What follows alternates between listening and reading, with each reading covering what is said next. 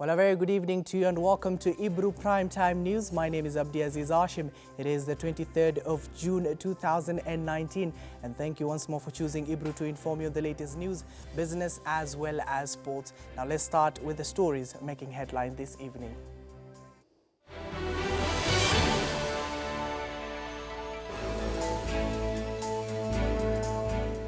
ANC party leader Musalia Mudavadi urges President Uhuru Kenyatta to remain steadfast in the war against corruption.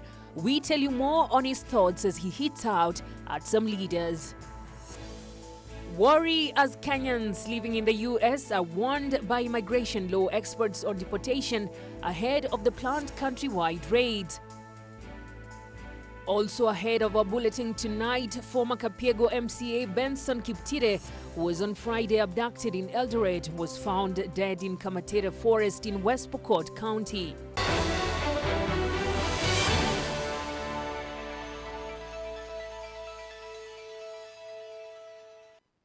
Well, good evening to you once more. Don't forget our sign language interpreter at the bottom end of your screen is Joyce Wairimu. Thank you, Joyce. Now we do start with the president, where President Uhuru Kenyatta today applauded St. John Ambulance Kenya volunteers for their exemplary work of charity that continues to save lives. The president said the work of the organization, which includes ambulance services, highway emergency response, first aid and safety training, as well as material healthcare advocacy, has eased pain in many homes in Kenya. The head of state gave the organization a personal donation of 10 million as a token of appreciation for their good work they're doing. The president spoke when he addressed thousands of volunteers who gathered at State House, Nairobi for the 91st annual inspection parade of St. John Ambulance, presided, of course, over by President Uhuru Kenyatta. The charity organization has played a major role in completing government emergency services. Ladies and gentlemen, as we progress in transforming our nation, ushering in modern highways and transport corridors across our country, we regrettably continue to experience disturbing high rates of fatal injuries, accounting for 88 deaths per 100,000 persons on our roads. It is notable that road accident injury that end up in fatalities are at the rate of almost 21 persons for every 100,000. As a caring government, we have rolled out a number of interventions that focus on addressing the effects of road accidents as well as other emergency disasters, particularly in terms of direct impact on human health and safety.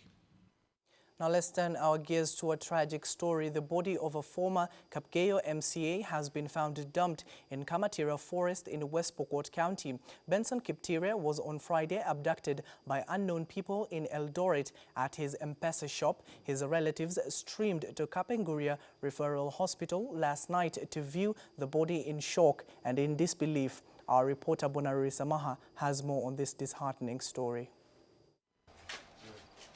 Chris Kiptire, the deceased brother, says that it is a shock and a great loss to their entire family, as Kiptire was a breadwinner. They now want the government to bring to book the killers of their brother who abducted him in Eldoret and brought him all the way to West Pokot, which is hundreds of kilometers away. It's really sad. Sijui akitumia kamba waya kwa shingo kwa sababu tumepata alama.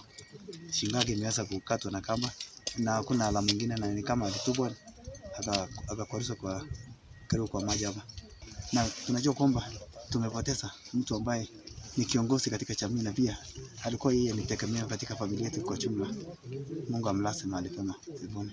West Pokot County Police Commander Jackson Tumwet confirmed that the body was recovered from the thicket on Saturday evening by police officers and taken to the morgue. Tunaomba serikali waweze kutuchunguzia na wajue ni nani aliweza kuua ndugu yetu. West Pokot County for the past 1 month has been experiencing livestock traders being killed by people suspected to be security personnel, and the area elected leaders have been up in arms over security agencies allegedly instigating extrajudicial killings on its citizens. The leaders are demanding for the transfer of all top security bosses in the county over the alleged rampant abductions and killings by its suspected security personnel. Bonareri Samaha for Ebru TV.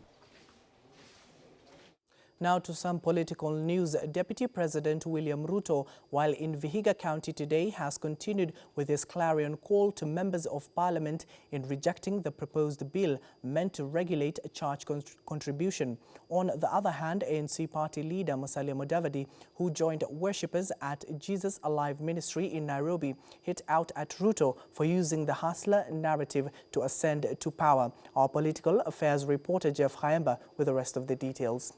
With the 2022 succession politics drawing closer, each and every political contender is crisscrossing all corners of the country to consolidate for the votes. Mtu anasimama kwa runinga, anasema corruption haiwezi kunizuia kuwa rais. Unaweza kutuibia pesa alafu useme itabakia ya kufanya development. Maybe to deal with corruption, we need a special commission of inquiry. Mimi nimemaliza mambo yangu, muniombee, Mungu akipenda tutarudi. Deputy President William Ruto was on Sunday in Vihiga County at the Boyani ADC headquarters, where he continued with his church events, remaining steadfast in extending a helping hand to the churches. Tusicheze karata ya pata potea na maisha ya wananchi. Tuwe waangalifu. But ANC party leader Musalia Mudavadi, who is one of the front runners in the presidential ambitions, is also leaving nothing to chance by using all the possible means by hitting at his opponent. Hard work is different from hustling. When Marshal Nguema in Equatorial Guinea ran away with all the foreign exchange of his country in a briefcase, he was hustling his citizens. So when somebody says we want to have a hustler nation, what is he telling us? When you read the papers today, and I can see Kinoti and the DPP are making recommendations, they are talking about dams and losses and what have you. They are talking about our money that has been hustled. Deputy President William Ruto says he has all it takes to make church contribution, urging the members of parliament to reject a bill sponsored by minority leader John Mbadi to regulate the amount of money given to the churches. Na musikubali ati mtu mwenye mapeni kidogo kidogo wanakuja kupatia wewe ati kwenda piga kelele mahali fulani. Mbona asilete mtoto yake aende apige kelele? Nyinyi mnanielewa? Na kuna upungufu mkubwa ya watu wajinga Kenya hii ya kutumiwa. Ama ni aje? However, Musalia Mudavadi, while addressing a church congregation at Jesus Alive Ministry, a church owned by the former Star Member of Parliament Margaret Wanjiru, slammed Deputy President William Ruto for using the hustler narrative to ascend to power. So don't be a hustler, be a hard-working nation. So that what Njoroge said, that he shall not extend that deadline beyond October 1st, we pray so that he remains firm. According to Musalia Mudavadi, there is need for a robust system to fight corruption in the country, perpetrated by a few individuals in the country.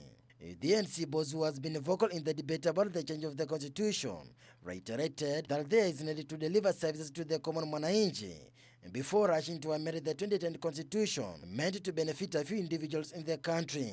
If the referendum comes, because it may not come, but if it comes, let it not be carved out as a referendum that is designed for the political elite to just share positions.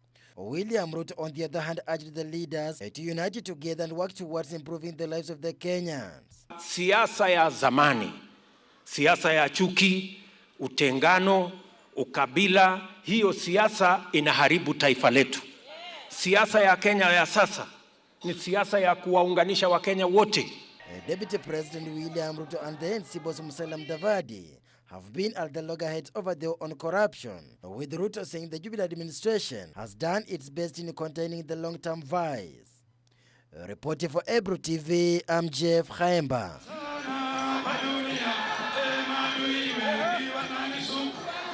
Indeed, our political leaders make the 2022 general election to seem a little bit closer, but that is not the case. Elsewhere, the loss of a partner is devastating for many women around the world. That loss is magnified by a long-term struggle for basic needs, their human rights and dignity. They may be denied inheritance rights of peace, of land that they relied on for livelihood, or evicted from their homes, forced into unwanted marriages or traumatizing widowhood rituals. And as the world marks International Widows' Day today, many of these abuses go unnoticed, even to an extent that is normalized. There are an estimated 258 million widows around the world, and nearly 1 in 10 live in extreme poverty. As women, they have specific needs, but their voices and experiences are often absent from policies that impact their survival. Many widows in traditional societies have no or very limited rights to inheritance or land ownership under customary and religious law. Without inheritance rights, they find themselves financially insecure and totally dependent on the charity of their husband's relatives. Programs and policies for ending violence against widows and their children, poverty alleviation, education, and other support to widows of all ages also need to be undertaken, including in context of action plans to accelerate achievement of the Sustainable Development Goals. In his message on International Widows' Day, UN Secretary-General Antonio Guterres has condemned the marginalization, ill-treatment, and violence widows suffer in some societies. He notes, and I quote, "Sexual abuse and harassment or forced remarriage must be addressed, including by tackling the norms that are used to justify such discriminatory cultural practices and violence." On this International Day, let us reaffirm our commitment to supporting all widows, regardless of age, location, or legal system, and ensuring that they are not left out or left behind. End of quote. In Kenya, this day will be celebrated tomorrow with a march organized from Uhuru Park to University of Nairobi. Winnie Lubembe for Ebru TV.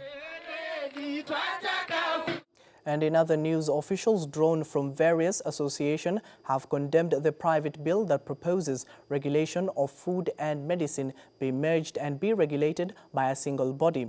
Experts and pharmacists have poked holes in the proposed Kenya Food and Drugs Authority bill, terming it as a danger to Kenyans. According to experts, it does not explicitly outline the expertise requirements for board members. Among boards not in support of the merging of food and medicines into a single body are Pharmaceutical Society of Kenya, the Fresh Produce Consortium of Kenya, Association of Public Health Officers of Kenya, Kenya Health Professional Society, and Kenya Livestock Marketing Council. The KFDA Bill 2019, which has been sponsored by Honorable Robert Pokose, has sailed through its first reading, and it's now being examined by the Parliamentary Health Committee. In the bill includes the regulations of tobacco by the same KFDA body, yet officials argue that tobacco and tobacco products are narcotics, and globally and scientifically, they are not classified as health products. In the new directive, the bill seeks to disband the Kenya Pharmacy and Poisons Board, but it does not stipulate which organization will execute its mandate of accreditation and licensing of pharmacies, regulations of manufacturing and monitoring of advanced drug reactions.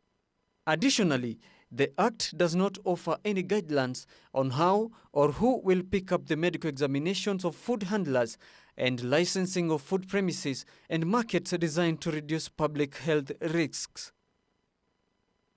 According to the officials, the control of communicable diseases transmitted due to poor sanitation and contaminated food and water, such as cholera, diarrhea, dysentery, typhoid, bilharzia, and salmonella, will be greatly affected. Other concerns include the bill requires 0 medical and food specialists qualifications for the authority board, but does not explicitly outline the expertise requirements of board members. According to the officials, food safety requires experts who have mastered the risks posed by food hazards and understand the requirements necessary to manage them across entire food chain. For Ebru TV, I'm Kaindo Stefano. Now let's move on to the trade sector, where a national action plan to reduce levels of illicit trade in Kenya has been launched. The plan will include a well-coordinated approach by government agencies and partners to curb illegal trade in the country. Victor Muturi now reports.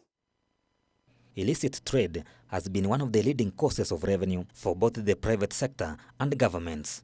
The national plan seeks to ensure agencies tasked with combating illicit trade have the required capacity and synergies with other partners to realize meaningful impact in the war against illicit trade.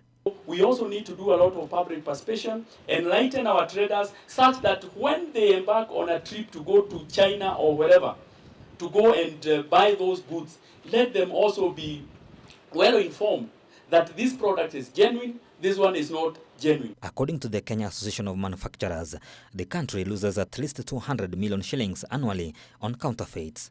The East African region loses over $500 million in government tax revenue annually. We have extensive regulatory powers on trade matters, especially recordation of trademarks to make it hard for any form of counterfeit importation. Through other government agencies like KEBS and KRA, we will be in a position to monitor goods entering all ports of entry across the country and seaports, dryland, borders and airspaces. The National Action Plan will involve multiple institutions in the fight against counterfeits in order to close all identified loopholes within and beyond borders across the region. The Kenya Trade Remedy Agency, inaitwa KETRA, will be in place beginning July this year. And the work of that agency will be to fight subsidized goods, dumped goods, and to also help us with what we call safeguard. Since its inception, the multi-agency anti-illicit trade outreach team assessed over 8.5 billion shillings worthy of illicit goods. Illicit goods worthy 1.5 billion shillings have been destroyed so far. When there is an industry that is threatened by a surge of imports, which cause sudden material injury on the domestic economy or in that industry, we can use it. It's a legal means we use which is accepted internationally. The action plan comes at a time when the country is in the verge of realizing its Vision 2030 aspirations, as well as the government's Big Four agenda that includes universal health care, food security, affordable housing, and 25% increase in manufacturing by the year 2030. Victor Muturi, Ebru TV News. Let's have our special feature this evening, where every day 144 Kenyans get infected with HIV. This is according to National AIDS Control Council, NAC, reporting that over 52,000 people get infected every year, with border riders contributing to these numbers. Our reporter Ode Francis was in Kwale County, where more than 17,000 people live with HIV, and he also unravels the connections between the border riders and sex businessmen and women in Ukunda and Diani Beach. Take a look. This is Ukunda Market at night, a beehive of activities from 8 at night till dawn. In this area, border riders grab opportunities as they present themselves in their line of work. Wengi wasikupenda kwao ni ile mitihani yenye watu tunapitia. Umebeba mwanadada amevaa kiminisketi. Amevaa na kisidiria tu. Sasa akikaa hapo kwa pikipiki.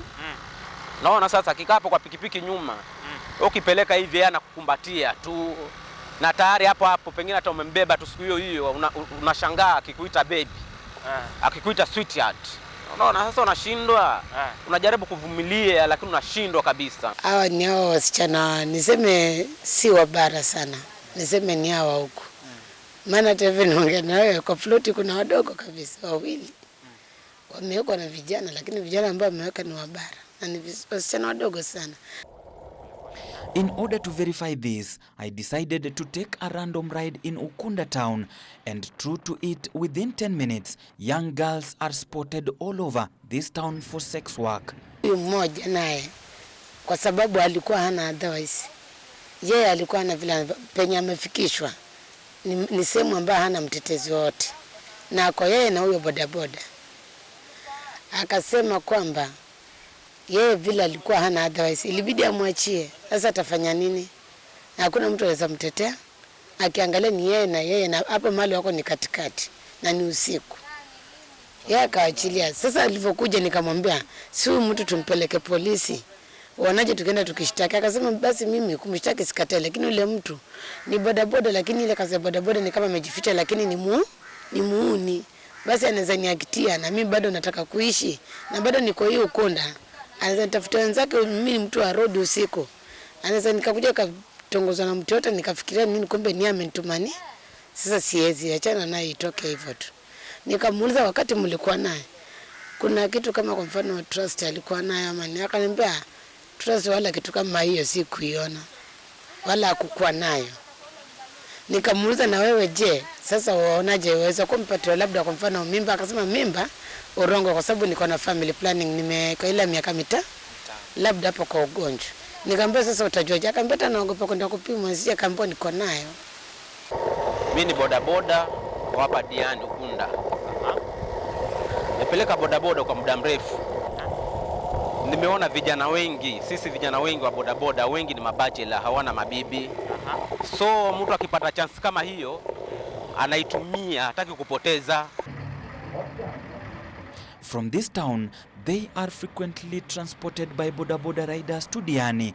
My investigations bring me to this hotel Bidibadu, which is a common spot for young girls.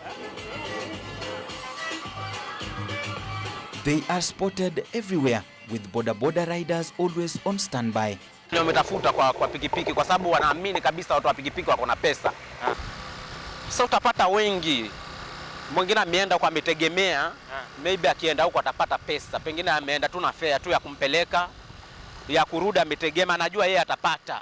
Kwa sababu ametoka, anajua ni job yenye ametegemea. Ana imani kabisa akienda hawezi kosa, atapata. Unaona? Akifika kule mambo anakuwa ndivyo sivyo. Kwa sababu amekosa pesa na amemuita hana pesa, yani amekosa, inabidi sasa amwambie kuja, lakini unajua mimi sina pesa. Na bodaboda wengi kwa sababu wako na tamaa. Namwambia sasa huko ni mali, distance yote hiyo mimi nikuje mpaka huko na hauna pesa bana. Mimi sitakuja. Sasa mrembo inabidi jamaa akisema hataenda wa bodaboda. Sasa inabidi mrembo sasa amwambia wewe kuja, mimi najua chenye nitakupea, usifanye wasiwasi. Hata kama sina pesa usijali, mimi najua chenye nitakulipa. Sasa jamaa bodaboda akiambiwa hivyo wengi anangorusha pikipiki hata kikujua hata kama ni feri. Yeye kwa sababu ashahaidiwa, anajua mimi hapo hata kama nitakosa hiyo pesa, lakini lazima hapo nitapoa mapenzi, nitafurahishwa yani hiyo siku. Na hiyo njia ni hiyo njia yenyewe akimlipa ni kufanya mapenzi. Sasa ndipo unaona namlipa na mwili wake yani kwa ufupi. I met one of the sex workers who sought anonymity. She explains some of the challenges they go through in Kwale County during their night shift. Kwa mambo kama haya ni hatari. Maana sasa leo mkuta huyu amefanyia ule, anaweza jiona kwamba yeye ni mgonjwa, ule si mgonjwa. Kumbe ule ndio ako na ile mbaya. Akabeba pale, kesho atanibeba mimi. Pia nifanyie vile. According to National AIDS Control Council estimates, in 2018, Kwale County recorded more than 17,000 people living with HIV, with 291 HIV new infections among young people. We are here to engage boda riders. The reason why we are doing that, new HIV infections are still high in this country. We are doing this all over the country. We are reaching them with HIV information, ensuring they access HIV services and also condoms, because condoms are a key in preventing HIV, sexual transmitted infections, and also unintended pregnancy. Yes. The reason why I came here personally, we have had so many cases of early pregnancies, HIV spread in this region, and everything has been being blamed on the boda riders.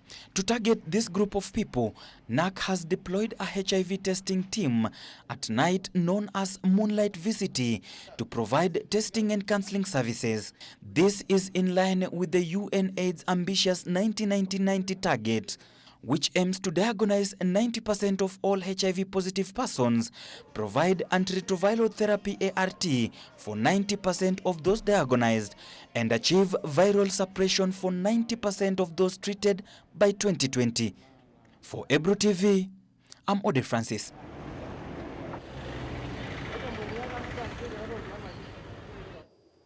Well, Ode Francis, thank you for that informative piece. Now let's head over to international news, where Kenyans living in the United States have been warned by immigration law experts to avoid places and situations that will bring them into direct contact with or expose them to American immigration officers ahead of planned countrywide raids that began today.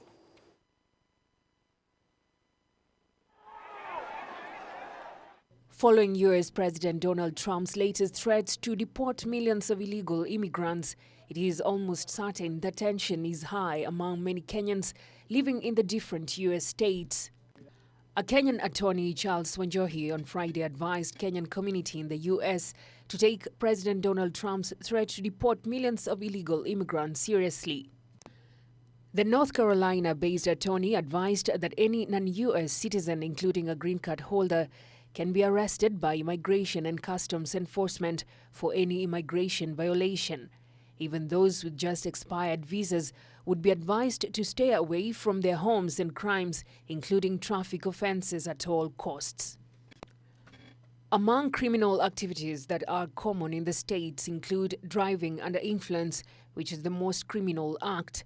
Kenyans in the U.S. have been advised to be more vigilant and avoid being on the wrong side of the law. President Donald Trump has directed Immigration and Customs Enforcement agents to conduct a mass hunt of migrant families that have received deportation orders. It is an operation that is likely to begin with pre-dawn raids in the major U.S. cities on Sunday. It is believed that there are thousands of Kenyans living in the U.S. without proper legal status who are susceptible to these raids, while majority of them stay underground, avoiding situations where they are exposed to law enforcement. Some, especially the youth, engage in risky behavior. Now let's dive into the world of sports, where Harambee Stars coach Sebastian Minye has warned Algeria to expect much more from Kenyan team than just defending. Reacting to Algerian coach Jamel Belhamedi comments that Kenya were known for their defensive abilities only, and amused Minye has remained confident that the team had much more to offer. Kenya captain Victor Wanyama has said that he will give his best in whatever game and competition he plays in. The two nations clash tonight from 11 in Group C fixture. We were absent for 15 years. We are there. We will have more pressure to stay at home and to watch in front of the TV this kind of event. So we are happy to be there, to learn, to continue to learn, and to try to give a good image for the Kenyan football.